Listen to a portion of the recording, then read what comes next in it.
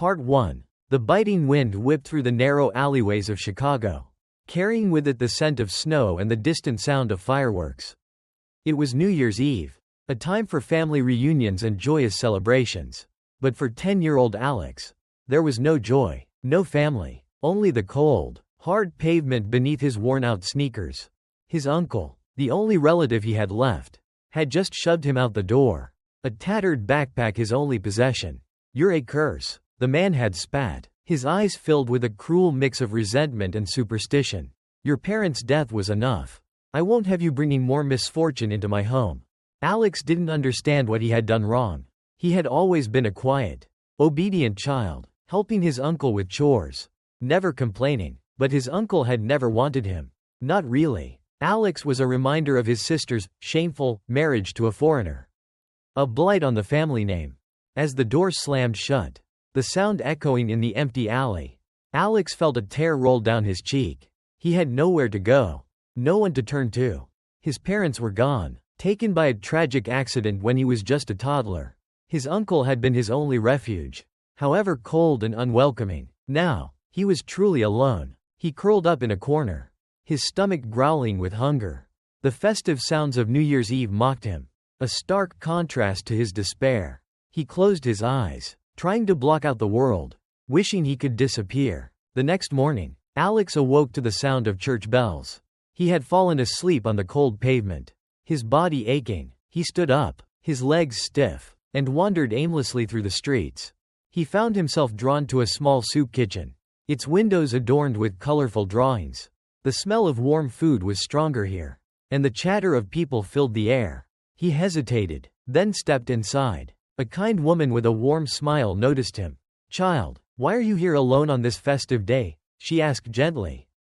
Alex hesitated, then poured out his story. The woman listened patiently, her eyes filled with compassion. When Alex was finished, the woman nodded. "I understand," she said. "You are welcome here, child. We will take care of you." And so, Alex found a new home at the soup kitchen. The volunteers taught him to read and write, to cook and clean. He learned about different cultures, about compassion and kindness. He also learned to work in the kitchen, helping to prepare meals for the homeless. Years passed, and Alex grew into a thoughtful, gentle young man. He never forgot his parents. But he also didn't dwell on the past. He had found a new family, a new purpose in life.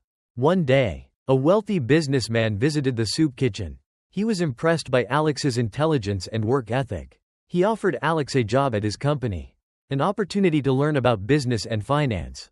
Alex was hesitant. He had never thought about leaving the soup kitchen. But the head volunteer encouraged him. "You have a good mind, Alex," she said. "You can use your knowledge to help others, to make the world a better place."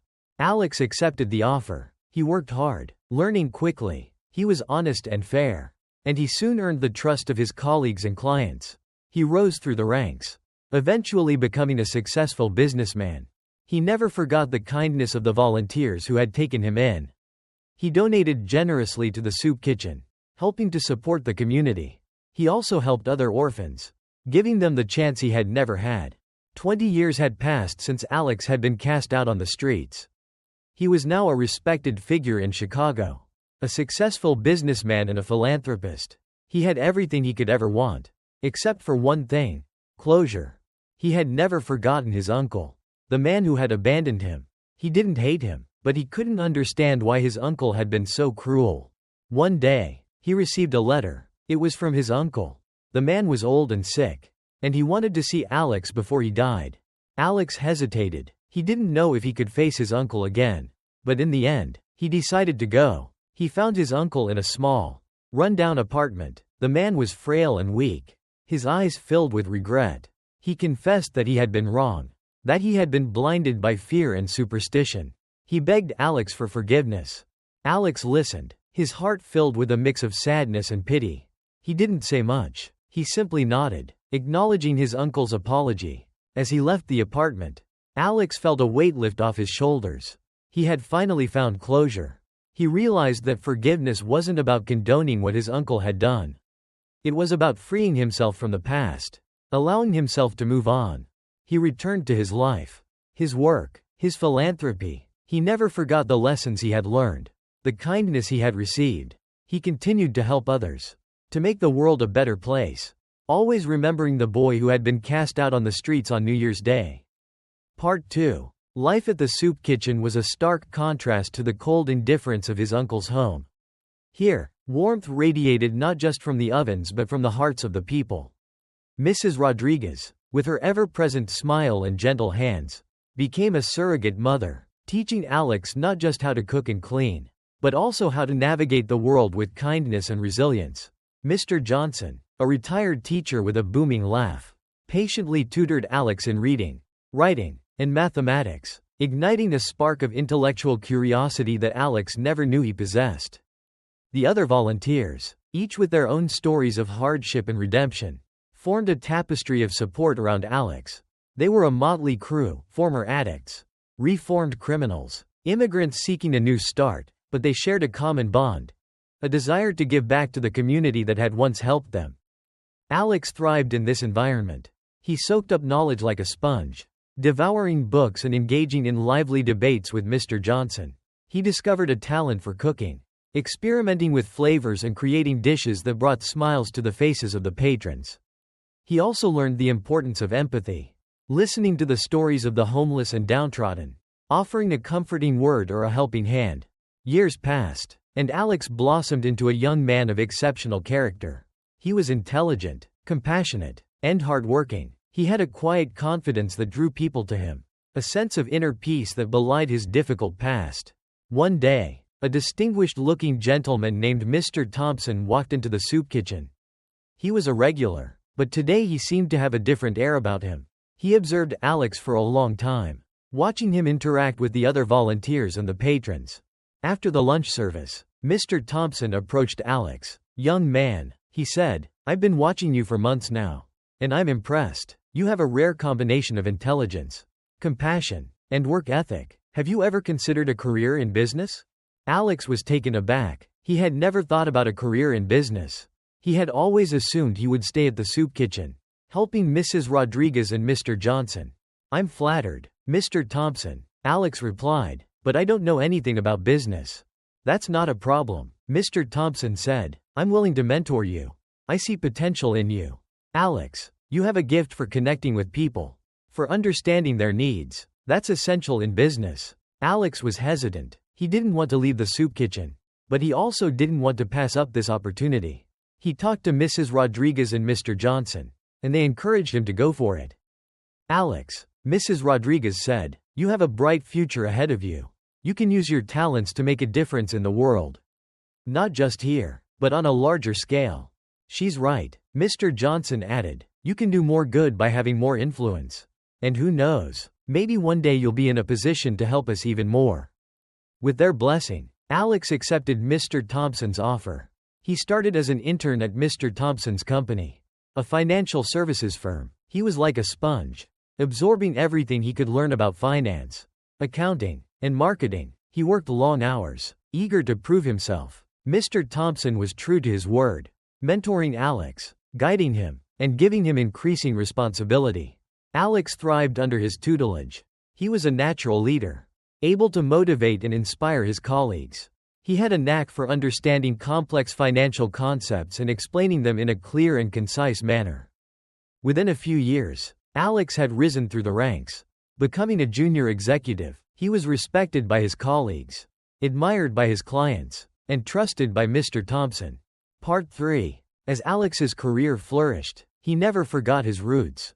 He continued to volunteer at the soup kitchen, helping Mrs. Rodriguez and Mr. Johnson. He donated generously to the organization, ensuring that it could continue to serve the community. He also established a scholarship fund for underprivileged youth, giving them the opportunity to pursue higher education. He was a role model for many, a testament to the power of resilience and the importance of giving back. He was featured in local newspapers and magazines, his story becoming an inspiration to others. Despite his success, Alex remained humble and grounded. He never let his wealth or status go to his head.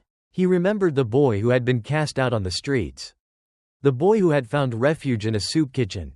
One day, Alex received a phone call from a lawyer's office. They informed him that his uncle had passed away and that he was named as the sole beneficiary in his will. Alex was stunned. He hadn't seen or spoken to his uncle in over 20 years. He had no idea that his uncle had even thought about him, let alone left him his entire estate. He went to the lawyer's office. Curious to learn more, he discovered that his uncle had amassed a considerable fortune in real estate. He had also left a letter for Alex. In the letter, his uncle apologized for his cruelty. He explained that he had been a troubled man, haunted by his own demons. He had been jealous of Alex's father, resentful of his sister's marriage, and fearful of the curse that he believed Alex carried. He had come to regret his actions, especially after learning about Alex's success and philanthropy. He had tried to reach out to Alex several times, but he was too ashamed to face him. He had decided to leave his fortune to Alex, hoping that it would somehow make amends for his past mistakes. He also hoped that Alex would use the money to continue his good work, to help others who were less fortunate. Alex was deeply moved by the letter. He realized that his uncle had been a broken man, a victim of his own insecurities and prejudices. He forgave his uncle, understanding that forgiveness was not about condoning his actions, but about freeing himself from the burden of resentment. He accepted the inheritance, not for himself, but for the good that he could do with it. He established a foundation in his parents' name, supporting organizations that helped the homeless, the underprivileged, and the victims of abuse. He also donated a significant portion of the money to the soup kitchen, ensuring its long-term sustainability. Part 4. Alex's story became a legend in Chicago, a tale of redemption, resilience, and the transformative power of forgiveness. He was a beacon of hope, a symbol of what was possible with hard work, determination, and a kind heart. He never forgot the lessons he had learned from Mrs. Rodriguez, Mr. Johnson, and Mr. Thompson. He continued to live a life of purpose, using his wealth and influence to make the world a better place. And he never forgot the boy who had been cast out on the streets on New Year's Day. The boy who had found refuge in a soup kitchen.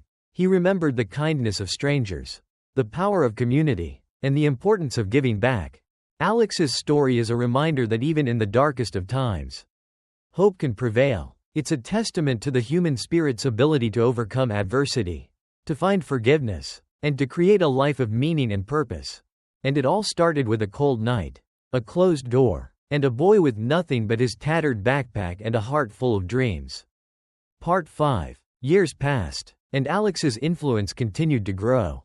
He became a prominent figure in Chicago, a respected leader in the business world, and a beloved philanthropist. His foundation, bearing his parents' names, supported a wide range of causes, from homeless shelters and soup kitchens to educational programs and arts initiatives. He never forgot the soup kitchen where he had found refuge as a young boy. He visited regularly, sharing meals with the patrons, listening to their stories, and offering words of encouragement. He often brought his own children, teaching them the importance of compassion and the value of giving back. Alex's story became a symbol of hope for the city, a testament to the transformative power of resilience and the enduring impact of kindness. He was featured in numerous articles and documentaries, his life becoming an inspiration to countless individuals. Despite his success and recognition, Alex remained humble and grounded. He never let his wealth or status go to his head. He remembered the boy who had been cast out on the streets, the boy who had found solace in the warmth of a soup kitchen. One day, Alex received an invitation to speak at a graduation ceremony for a local high school. He was honored by the invitation and readily accepted. On the day of the ceremony, Alex stood before the graduating class, his heart filled with pride and hope.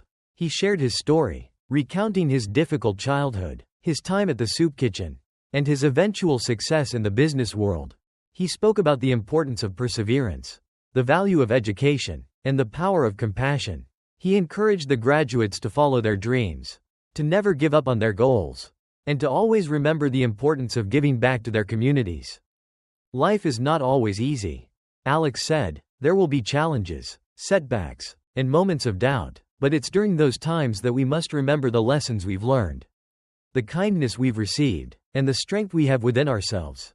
He paused, his eyes scanning the faces of the graduates. Each and every one of you has the potential to make a difference in the world. He continued, you have the power to create positive change, to inspire others, and to leave a lasting legacy. He concluded his speech with a quote from his favorite author. "The best way to find yourself is to lose yourself in the service of others." The graduates erupted in applause, their faces filled with inspiration and determination. Alex smiled, his heart filled with hope for the future. As he walked off the stage, he thought about his own journey, the path that had led him from the cold streets of Chicago to this moment of triumph. He realized that his story was not just about his own success, but about the countless individuals who had helped him along the way. He thought about Mrs. Rodriguez, Mr. Johnson, Mr. Thompson, and all the volunteers at the soup kitchen who had shown him kindness and compassion. He thought about his parents, whose memory had inspired him to overcome adversity. And he thought about his uncle, whose forgiveness had ultimately set him free.